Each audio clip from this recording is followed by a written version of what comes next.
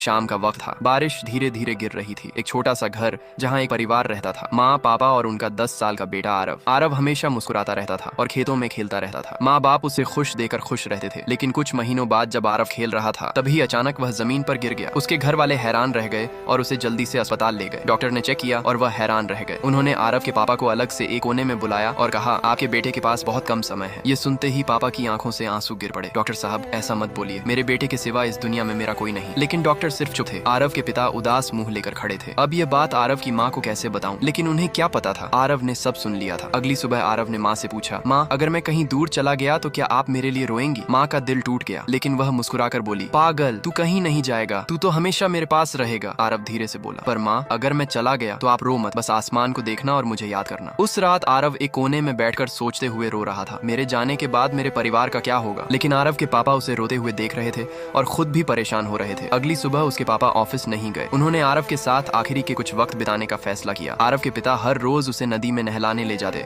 उसे आइसक्रीम खिलाते और उसे खुश रखते। आरव बहुत खुश था, लेकिन उसके पापा को बहुत फिक्र थी। क्या मुझे आरव की माँ को सारी बात बता देनी चाहिए? उन्होंने रात में बहुत सोचा और आखिर दिल पर पत्थर रखकर सुबह उसकी माँ को पूरी बात बता दी। माँ का दिल बैठ गया। आपने ये बात मुझे पहले क्यों नहीं बताई? आरव के पिता चुप रह गए। दोनों बस अपने बच्चे की तरफ देकर रो रहे थे। उस शाम दोनों ने मिलकर एक फैसला किया। अगली सुबह गांव से कुछ दूर एक बड़ा सा मेला लगा था, जहाँ बच्चों के लिए हर तरह के झूले लगे थे। आरव अपने परिवार के साथ वहीं आया था। वहाँ आरव ने हर एक झूले में मजे किए, वहाँ की दुकानों की आइसक्रीम खाई और बहुत मजे किए। उसे नाचता देख उसके माता पिता के अंदर से एक आवाज आई, काश हमारा बच्चा कुछ और दिन जी पाता। दोनों बड़े ध्यान से उसे देख रहे थे कि तभी आरव का सिर घूमने लगा और वह जमीन पर गिर गया। उसके माता पिता हैरान रह गए और उसे अस्पताल ले गए। अस्पताल के सारे डॉक्टर आरव को बचाने की पूरी कोशिश कर रहे थे। उन्होंने अपना पूरा दम लगा दिया था। आरव के माता पिता कमरे के बाहर इंतजार कर रहे थे। हे ऊपर वाले, हमारे बच्चे की जान बचा ले। अचानक कमरे से एक डॉक्टर बाहर निकले और उन्होंने जल्दी से फोन पर किसी से बात की। आरव के पिता कुछ समझ नहीं पा रहे थे। तभी अस्पताल में एक बड़ी सी गाड़ी आई। उसमें से एक आदमी उतरा और वह कमरे के अंदर गया। आरव के पिता ने सोचा, इस आदमी को कहीं तो देखा है। कुछ देर तक ऑपरेशन चलने के बाद डॉक्टर कमरे से बाहर आए। उनका चेहरा अजीब सा था। आरव के माता पिता का मन भारी हो गया। तभी डॉक्टर मुस्कुराए और बोले, मुबारक हो, आपका बेटा बच गया। आरव के माता पिता जोर जोर से रो पड़े। डॉक्टर साहब, आपका बहुत बहुत शुक्रिया। डॉक्टर ने मुस्कुराकर कहा, लगता है आपने मुझे नहीं पहचाना। आरव के पिता सोचने लगे। तभी उन्हें याद आया, एक बार बारिश की रात ही तभी एक गाड़ी उनके घर के सामने आकर रुकी। उसमें से एक आदमी उतरा और बोला, भैया, बारिश हो रही है, क्या मैं आपके घर रुक सकता हूँ? आरव के पिता ने उसे घर में रहने दिया था। वह आदमी कोई और नहीं, वही डॉक्टर था। आरव के माता पिता जोर से मुस्कुराए। अब उन्हें उनका बेटा वापस मिल चुका था। ये सब किसी सपने के जैसा था, लेकिन यह एक सच था।